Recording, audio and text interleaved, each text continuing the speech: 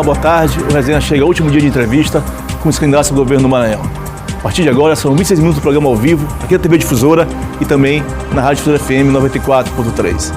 Nosso último entrevistado é o candidato ao governo pelo PCdoB, Flávio Dino. Ele tem 50 anos, nasceu em São Luís e é advogado. Boa tarde, Flávio. Boa tarde, um prazer falar com você, falar com todos os telespectadores da TV Difusora e também os ouvintes da Rádio Difusora. Candidato, no seu programa há uma única referência só à habitação. No seu programa anterior, quando o senhor elegeu governador, o senhor prometia a Minha Casa Meu Maranhão e a construção de 200 mil casas. O programa não chegou, digamos, a ser exitoso. O senhor abandonou esse programa como eventual segundo governo seu? Bom, em primeiro lugar, nós, de fato, na eleição passada, colocamos o programa Minha Casa Meu Maranhão, prevendo ações de construção ou reforma de residências.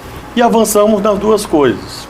Avançamos tanto na construção de casas, que houve nas cidades do Plano Mais IDH, temos entregues ou em construção aproximadamente 4.000 unidades e temos também unidades habitacionais ainda em parceria com o governo federal, em construção ali no sítio Piranhenga, em São Luís, e também ali para transferência dos moradores da Ponta do São Francisco, embaixo da Ponte de São Francisco, em São Luís também, para uma região próxima ao Baza.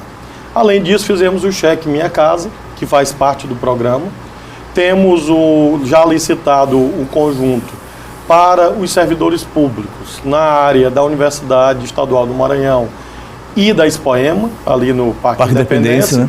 De modo que nós estamos avançando. O que aconteceu em relação à meta é que nós tivemos uma quase desativação do Minha Casa Minha Vida. E havia uma característica, que havia muitos conjuntos do Minha Casa Minha Vida ainda não entregues. Então nós fomos atrás de saber o que estava acontecendo. Em muitos casos, faltava o acesso, faltava o asfalto do acesso ao conjunto.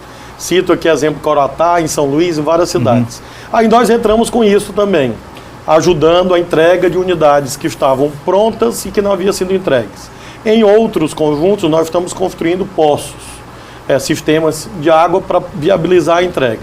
De modo que nós mantemos as ações. Infelizmente, o que aconteceu é que o Minha Casa Minha Vida do governo federal, como nós sabemos, foi praticamente encerrado pelo presidente Michel Temer. Mas nós temos muito otimismo, no sentido de que um novo governo retome a Minha Casa Minha Vida e isso vai fortalecer as ações que nós mantemos na área de habitação. Agora, independente disso, o Cheque Minha Casa vai continuar. O Cheque Minha Casa são R$5.000 que entregues para cada família e é um programa extraordinário que possibilita que pessoas com deficiência, idosos, possam melhorar suas habitações, e eu tenho visitado muitas dessas residências e o resultado é muito bom. Por isso que nós colocamos novamente no programa de governo. Cato, pegando um dado do seu governo, combate à pobreza. Em 2017 caiu, na faixa de desenvolvimento, de baixo desenvolvimento, caiu de 157 municípios para 69 municípios do Maranhão, saiu dessa faixa de baixo desenvolvimento econômico. Mas, por outro lado, o IBGE aponta que houve um acréscimo de famílias na faixa de pobreza extrema. O governo errou em algum momento, quer dizer, você tem um dado importante que o município sair dessa zona, mas, por outro lado, você tem famílias e aí com um acréscimo nessa faixa de pobreza. Em algum momento o governo falhou na política? Bom, são duas coisas diferentes. Uma é o IDH, o outro é a pobreza extrema, que muita gente confunde. Porque nós temos, por exemplo, Cuba é um país pobre e tem um IDH altíssimo. Elevadíssimo. O Brasil é um país riquíssimo com IDH baixíssimo. São duas coisas diferentes. No caso do Plano Mais IDH, eu tenho convicção que na próxima mensuração do IDH-M, nós vamos ter um ótimo resultado nessas 30 cidades nas quais nós estamos investindo.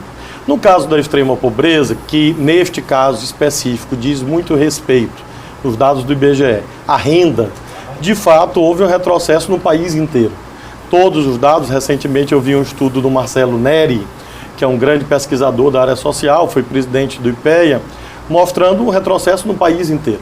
Fruto exatamente da recessão, do desemprego, da crise econômica que o Brasil atravessa. Isso não pode ser imputado ao governo do Estado. O que poderia ser imputado é se nós estivéssemos inertes. Não estamos. Primeiro, no plano político, Eu fiz de tudo para evitar o retrocesso, para evitar o desastre. Fui uma das vozes que, muito corajosamente, lutei contra o impeachment, mostrei que era um absurdo, que o Michel Temer não tinha condições de governar o país. E é isso aí, é o velho PMDB. É o PMDB de José Sarney, é o PMDB de Michel Temer, é o PMDB de Rosiana Sarney. Esse PMDB que a gente conhece. Claro que não daria certo. Então eu fiz tudo para lutar politicamente, para que não houvesse essa tragédia. Aconteceu. Nós olhamos, o Brasil andou para trás, piorou as condições de vida do povo.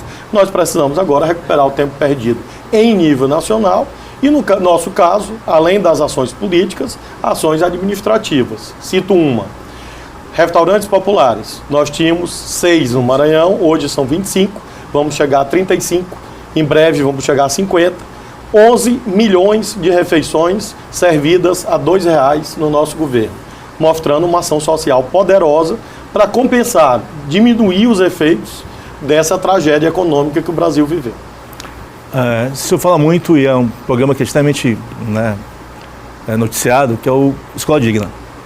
Mas tem um dado do INEP, do censo do ano passado, 2017 do INEP, que 21% das escolas estaduais no Maranhão ainda não tem água filtrada. O programa não avança nisso, ou é da escola que são as condições ainda anteriores àquilo que o senhor tem propagado?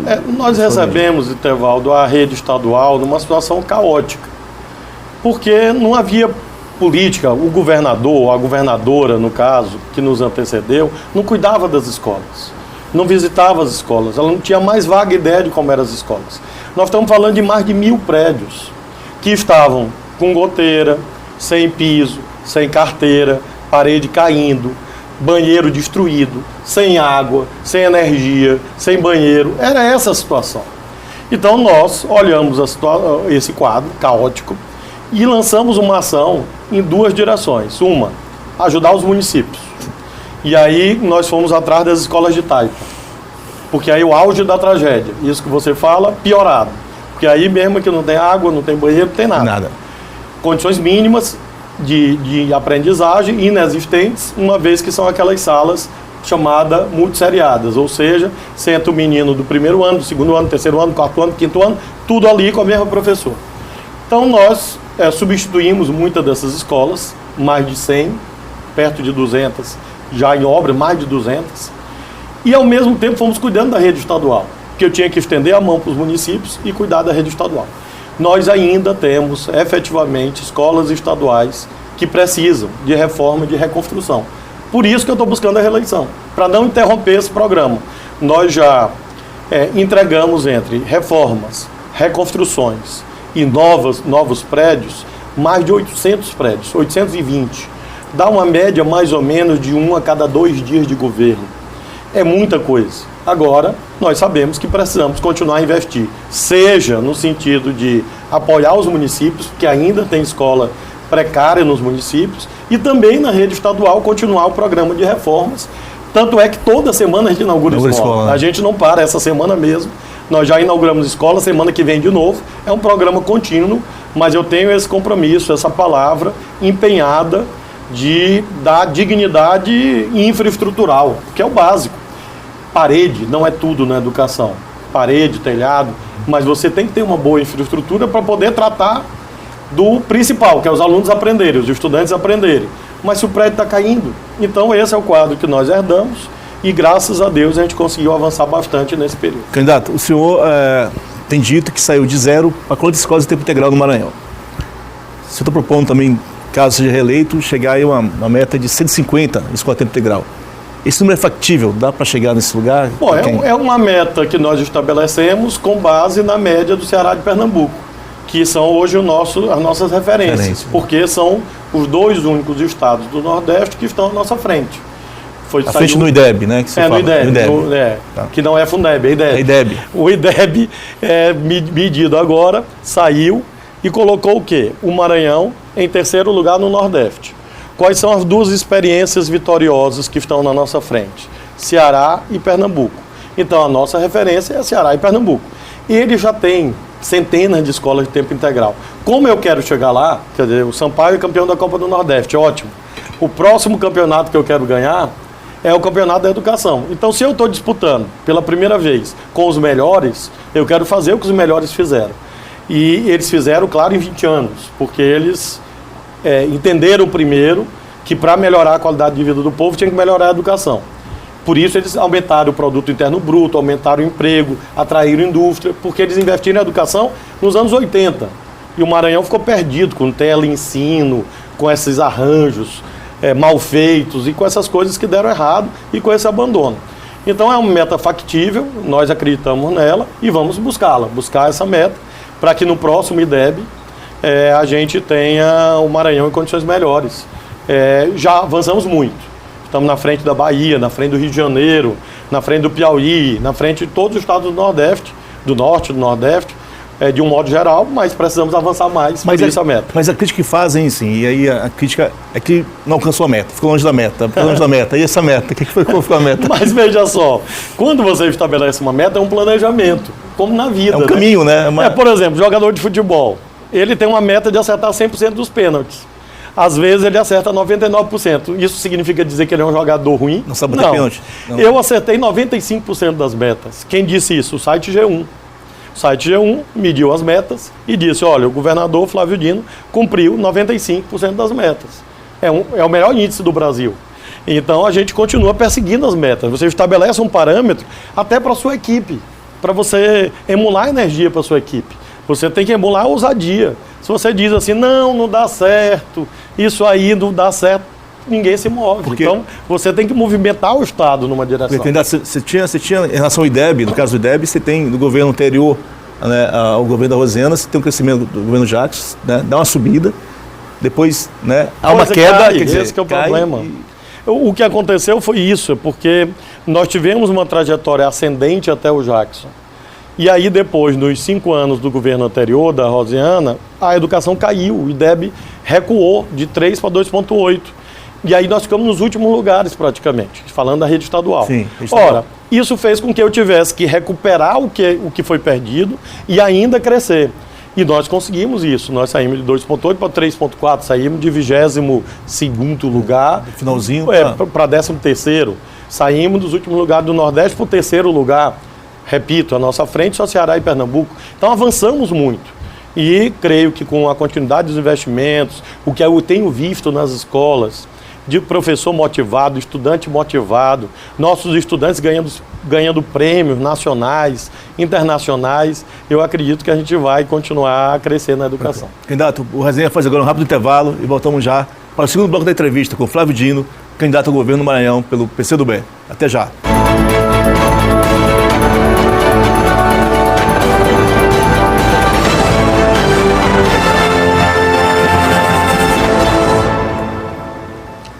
De volta ao vivo para uma resenha e também na Rádio Folha FM 94.3, aqui no estúdio, candidato ao governo pelo PCdoB, Flávio Dino. Candidato, o senhor estabeleceu como algumas metas no seu governo a redução da mortalidade infantil.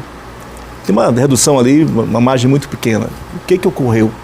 A força pode, de fato, superar esse dado ou ainda, né, uma perspectiva ainda mais...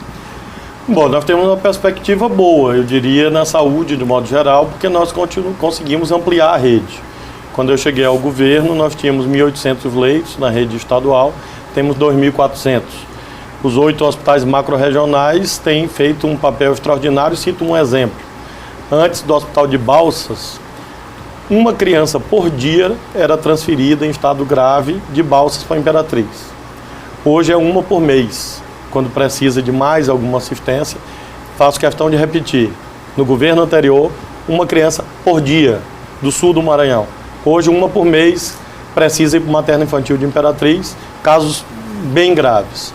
Significando, portanto, que essa rede tem tido eficácia. Além disso, a Força Estadual de Saúde, que está chegando perto de 800 mil atendimentos, cujo um dos focos é exatamente a questão da mortalidade infantil. Então eu tenho uma perspectiva positiva em relação a esse indicador. Teve uma evolução muito lenta e acho que com a superação da crise econômica e essas ações, quer dizer, os macro-regionais funcionando, e a parceria com as redes municipais, a gente vai conseguir avançar como avançamos no IDEB, como avançamos na redução da violência vamos conseguir avançar também nesse tema da mortalidade infantil. Na questão da saúde também, assim, é uma evolução lenta, e se eu propunha uma alteração, digamos, mais radical disso, que foi a relação médico por meio habitante. Era de 0,7, chegou a 0,9, né, se não me engano, mas nos mantém ainda lá embaixo, né, na Ribeira. Pois é, porque formar um médico é demorado, né?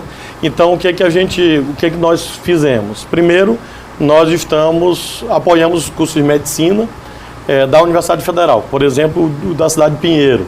Tinha muita dificuldade, nós entramos com a FAPEMA, apoiando o curso de medicina da UFMA em Pinheiro, para garantir o seu funcionamento mediante tutorias, preceptores, para garantir a continuidade desse curso. Ao mesmo tempo, apoiamos também pleitos de universidades privadas que queriam colocar curso de medicina. Vamos ter mais vagas em cursos de medicina em várias cidades do Maranhão, aí universidade privada, mas com nosso apoio, junto ao MEC. Estamos criando um curso de medicina na UEMA Sul, na Universidade Nova que nós criamos em Imperatriz. Eu já mandei o projeto à Assembleia, já foi aprovado, a lei já existe. Nós estamos nesse momento formatando os projetos necessários à aprovação do Conselho Estadual de Educação. A nossa perspectiva é que já no ano que vem o curso de medicina da UEMA Sul funcione. Exatamente para a gente poder enfrentar essa deficiência que você aponta. Para acelerar esse processo, além de formar mais médicos, que demora 6 anos, atrair médicos que estão em fase final de formação. Nós dobramos o número de vagas de residência médica para, com isso, fixar os médicos formados aqui, não saírem para fazer residência em outros estados, e que também atrair médicos formados em outros estados para fazerem residência aqui. Com tudo isso, nós tivemos essa evolução e creio que vamos continuar evoluindo. Candidato, e a proposta de implantação da carreira médica no estado, isso nós estamos debatendo o modelo adequado para isso, porque enfrentamos a seguinte questão, Intervaldo. Hoje, a imensa maioria dos médicos trabalham sob a forma de PJ, de pessoa jurídica. E há uma opção do meio médico, não vou dizer de todos, claro, mas de muitos, eu diria talvez da maioria, por essa forma de trabalho, da pessoa jurídica. Então isso travou um pouco a concretização disso. Eu não desisti, nós fizemos concurso na MCER para médico. Esse médico naturalmente tem uma carreira, então nós fizemos na empresa maranhense de serviços hospitalares concurso na área de saúde, que não havia mais de 20 anos, e nesse concurso havia inclusive vagas para médico, ou seja, médicos que não trabalharão como PJ, como pessoa jurídica. Vamos abrir já na próxima semana, por exemplo, os consultórios do novo Hospital dos Servidores, ali atrás do Carlos Macieira, atrás do antigo Hospital dos Servidores. Lá estarão médicos concursados e não médicos de pessoa jurídica. É uma experiência que nós estamos fazendo, fizemos isso também no Hospital de Chapadinha, que também são médicos concursados, para nós irmos migrando o modelo. Provavelmente nós teremos um período em que nós vamos conviver com as duas coisas. Nós teremos a maioria dos médicos trabalhando como pessoa jurídica, com as cooperativas, e nós teremos também médicos concursados, como esses casos que eu estou exemplificando, e aí submetidos a uma carreira, e aí nós estamos fazendo essa transição.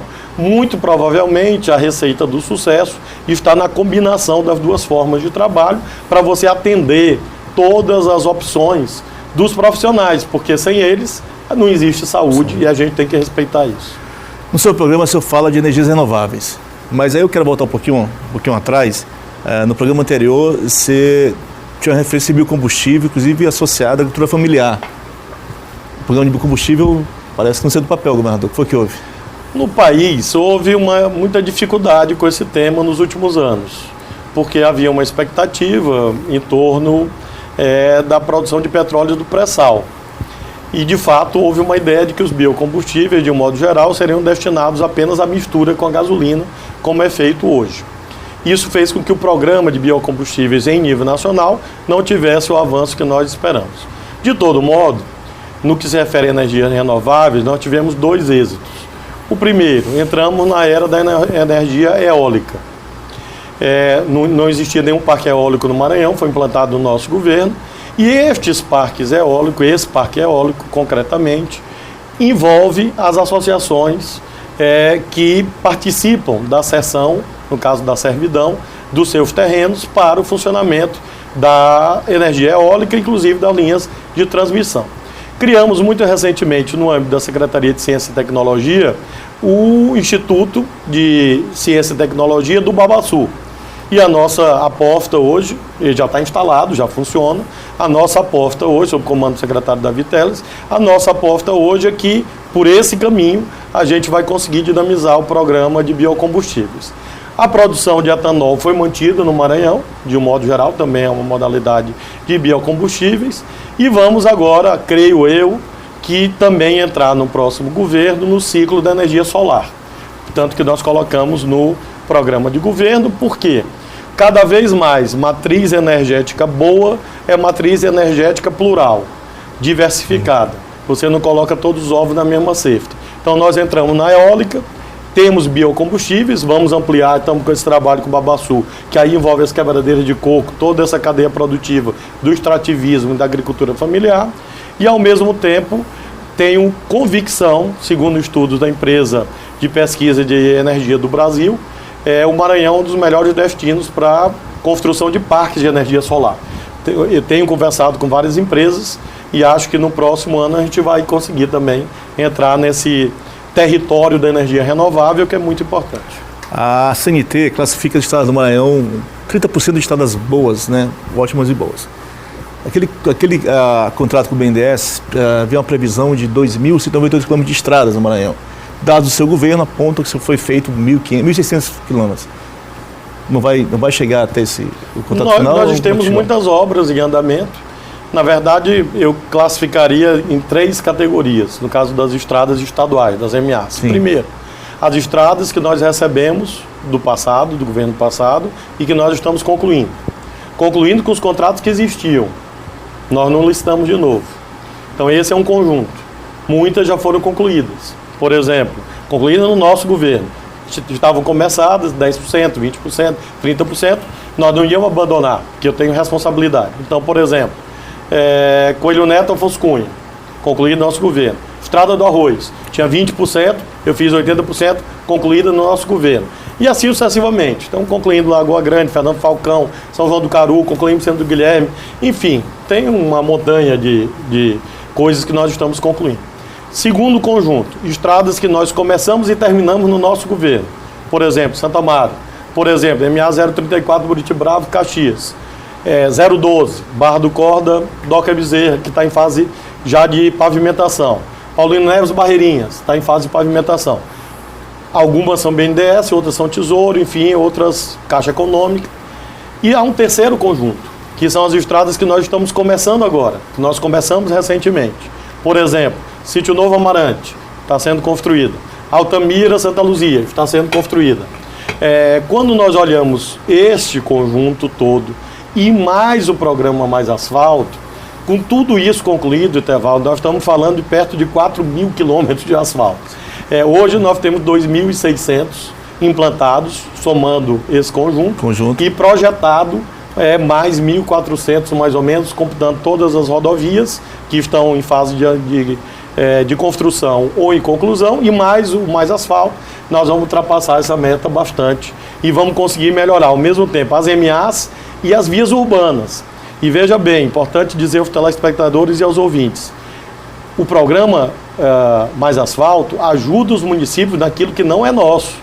Buraco de rua nas cidades é dos municípios, mas a gente ajuda os municípios, melhora as cidades, porque as pessoas moram nas cidades. O senhor tem agora, candidato, 2 minutos para fazer suas considerações finais. Bom, em primeiro lugar, quero agradecer a ti, Etevaldo, agradecer a toda a equipe da TV Difusora, um bom debate, um debate elevado, respeitoso sobre o programa de governo, sobre o que foi feito, sobre o que falta fazer, e é isso que nós queremos, um debate franco, direto, transparente, sério, como sério é o nosso governo. Governo perfeito? Só o de Deus. Nós não temos essa pretensão de fazer governo perfeito. Ninguém é perfeito. Mas nós fizemos muita coisa, nós melhoramos o Maranhão em todas as áreas, nós temos um trabalho em andamento e por isso queremos ter mais uma chance, mais uma oportunidade. A minha adversária já governou 4 vezes, quer governar a 5ª vez. Eu governei uma, nem terminei ainda esse primeiro mandato, 3 anos e meio praticamente. Então, Se eles já tiveram essa chance toda, eu estou falando só da minha adversária, ela como pessoa. Se somar o grupo, aí dá décadas. Então não dá para dizer que eu, no meio desta crise, com Michel Temer, com recessão, com desemprego, iria corrigir tudo sozinho, repentinamente. O que nós fizemos foi avançar. Melhoramos a educação, o IDEB melhorou, a violência caiu, nós ampliamos o número de hospitais, de restaurantes populares, de unidades do Viva, ampliamos o apoio à agricultura familiar, criamos a Secretaria de Agricultura Familiar que não existia, valorizamos os policiais, criamos quartéis do Corpo de Bombeiros, melhoramos a ação do Porto do Itaqui, que era sucateado, que não dava lucro, hoje dá lucro, gera emprego, investe. Melhoramos a área social com programas como Mais Renda, como Bolsa Escola. Então nós temos uma melhoria de um modo geral e em nome disso queremos ter mais uma oportunidade de continuar a exercer essa função de governo. Peço a ajuda de todos vocês para que no dia 7 de outubro a gente vença no primeiro turno com 65. Candidato, muito obrigado. O Resenha das Eleições termina agora. Agradeço ao Flávio Dino, último candidato ao governo que participou dessa rodada de entrevistas aqui no Resenha. A gente volta sexta-feira, numa programação normal do programa. Até lá, boa tarde a todos. Claro.